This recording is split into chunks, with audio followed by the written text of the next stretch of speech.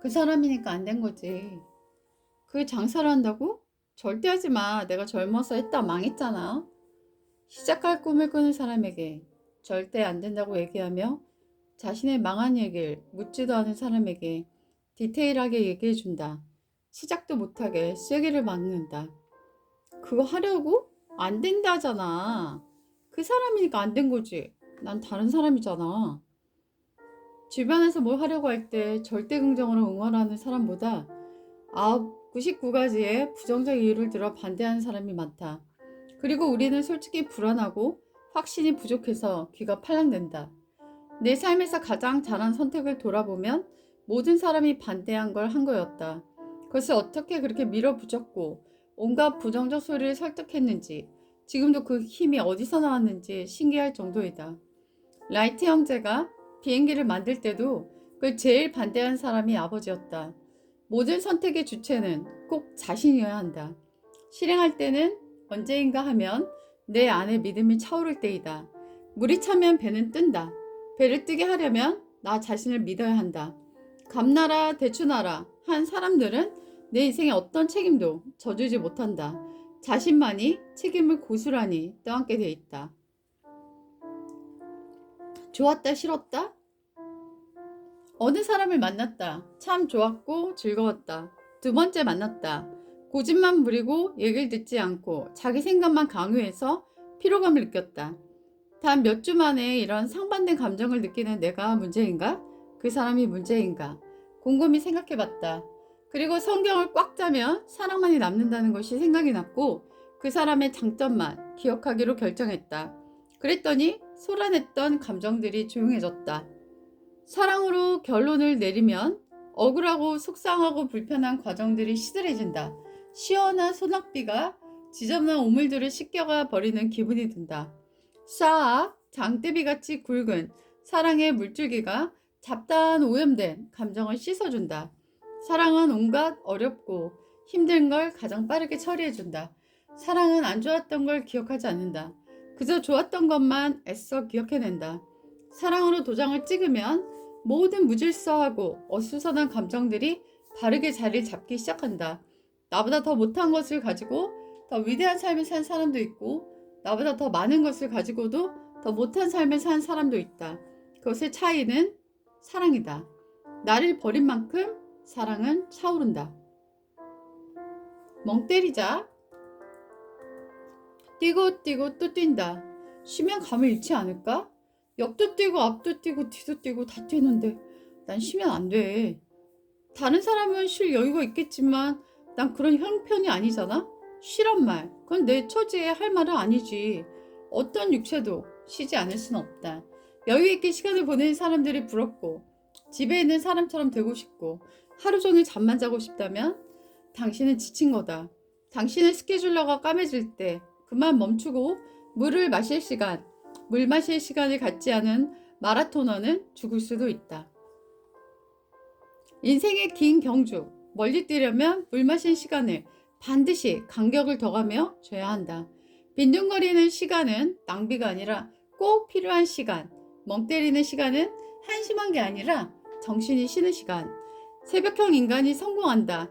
난 이런 글이 진짜 싫다. 난 평생 올빼미형으로 살아왔다. 그럼 난 결코 성공하지 못할 사람인가? 내 인생의 새벽 경험은 기억도 나지 않는다. 피곤한 사람들을 새벽까지 일어나게 선동 좀 하지 마라.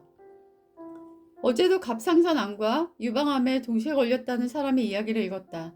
작년에 자궁을 적출했는데 올해 또 다른 암에 걸렸다는 이야기도 읽었다. 동생이 운동화 하루만 신고 가자고 그래서 그래 라고 대답했는데 동생이 포크레인에 깔려 죽었다는 이야기도 들었다. 아파 보니까 느껴진다. 세상의 소원은 단 하나라는 것을. 아프지만 않았으면 좋겠다. 자주 멍 때리고 있자. 많이 고민하고 걱정하는 대신 나무는 나이에 맞게 나이테가 공평하게 있는데 사람은 아니더라. 40 같은 60도 있고 60 같은 40도 있다. 그건 내가 얼마나 나를 쉬게 해주었는지를 보여주는 척도. 이왕 마실 거 시원히 목을 축이고 뛰어도 늦지 않다. 빨리 뛴다고 결코 선착하는 건 아니다. 누가 뛰라고 한 걸까? 걸어도 된다. 행복하세요. 예전에 어떤 사람이 누구나 선망하는 직장을 다녔고 너무나 멋진 사무실에 앉아있는데 갑자기 이런 생각이 들었다고 한다. 왜 나는 하나도 행복하지가 않을까? 그래서 그는 만나는 모든 사람들에게 행복하냐고 물어봤다고 한다. 사람들은 꼭 행복해야 하냐고, 그냥 사는 거 아니냐고 하며 대부분은 무미건조한 대답을 했다고 한다. 그래서 그는 갈등을 느껴서 그 부모님에게 또 물어보았다고 한다. 부모님은 행복하시냐고. 그러자 부모님께서는 너가 있어 행복하다 라고 대답하셨다고 한다. 자신은 싱글에다가 아이도 없기 때문에 자녀 때문에 행복할 수 없다라는 것을 깨달으자 그는 행복은 어디서 발견할 수 있는지 찾고 싶다고 했다. 그리고 그는 행복을 찾기 위해 퇴사한다라는 말을 동료들에게 했다고 한다.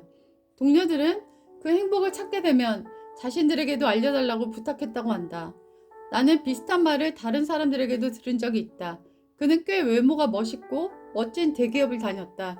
그는 월급이 따박따박 나오는 꽤 좋은 직장을 다녔는데도 조금도 만족하지 못하고 행복하지 못한 자신을 발견했다고 한다. 그의 말로는 그가 하루 종일 하는 거라고는 컴퓨터 앞에 앉아있는 게 전부라고 했다. 그는 직장을 과감하게 그만두었고 그가 한 것이라고는 방바닥에 누워있는 것이 전부였다고 했다.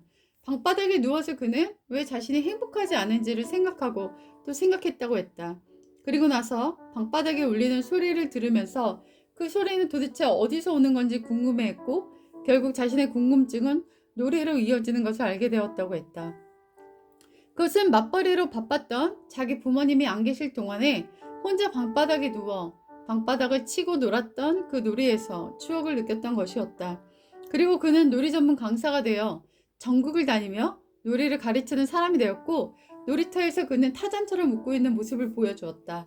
나는 그가 비로소 행복을 찾는 모습을 알 수 있었고 그와 비슷한 느낌의 여자친구를 사귀어 결혼하는 것까지 보았다. 여자친구는 해녀 자격증까지 갖고 있었다. 우리 시대는 오직 공부하는 방법만을 가르치고 공부하라는 얘기밖에 할 줄을 모른다. 모르니까 오직 공부만 했다. 어떤 아이들은 어른이 되어서 자신이 무엇을 좋아하는지, 뭘 할 때 행복한지를 도무지 알지를 못한다. 월급은 따박따박 들어와도 도저히 행복하지 않은 자신들을 보면서 뭔가가 고장난 것을 느낀다.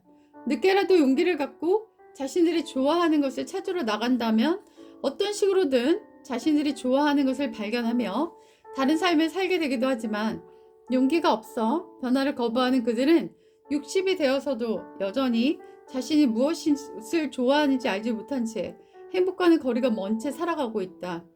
화려한 것이 아니더라도 자신이 무엇을 할 때 몰입하고 무엇을 할 때 행복해 하는지를 발견한 사람들을 꼭 가졌으면 좋겠다. 돈을 벌기 위해 잘하는 일만 하다가 인생을 마무리할 순 없다.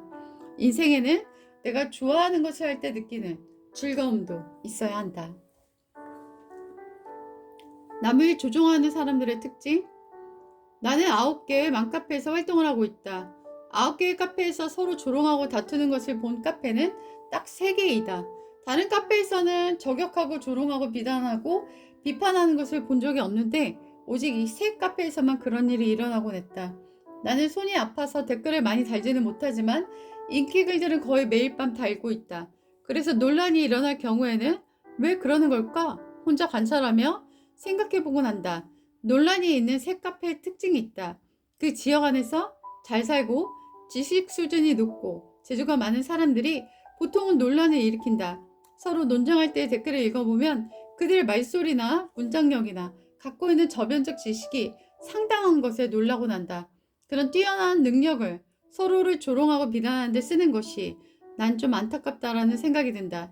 만약에 어려운 지역에 사는 카페 같은 경우는 서로를 도와주거나 격려해주거나 고마워하거나 예전에 나를 도와줬기 때문에 나도 언젠가는 도움이 되고 싶다라는 아름다운 뜻을 표현하는 경우가 많이 있다.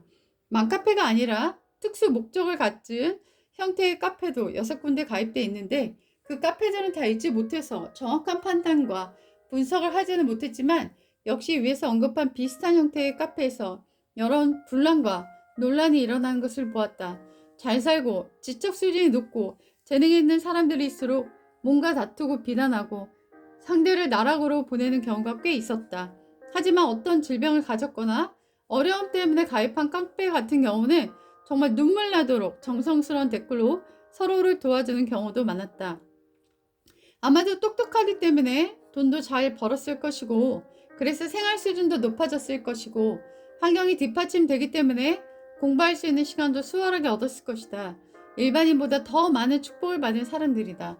그런데 남들보다 받은 플러스를 남들을 판단하는 것으로 그 재능을 사용한다면 그거보다 안타까운 것이 있을까? 남한테 거저주기 위해 배우고 약한 사람들을 도와주기 위해 돈을 벌고 어려운 사람들을 밀어주기 위해 지식을 가지면 안 될까? 우리는 싸우기 위해 태어난 것도 아니고 비난하기 위해서 살아가는 것도 아니고 조롱하기 위해서 삶을 유지하는 것도 아니고 서로를 사랑하기 위해 살아가는 존재들이다. 동생이 자기 신발을 하루 신고 가겠다고 말하고 나간 그날 사고가 나서 죽었다는 언니의 얘기를 동영상으로 본 적이 있다. 우리는 내일이 올 거라 당연히 생각하지만 사실은 오늘이 우리 인생의 마지막일 수도 있다. 그런데 서로 조롱만 하다가 떠나갈 것인가?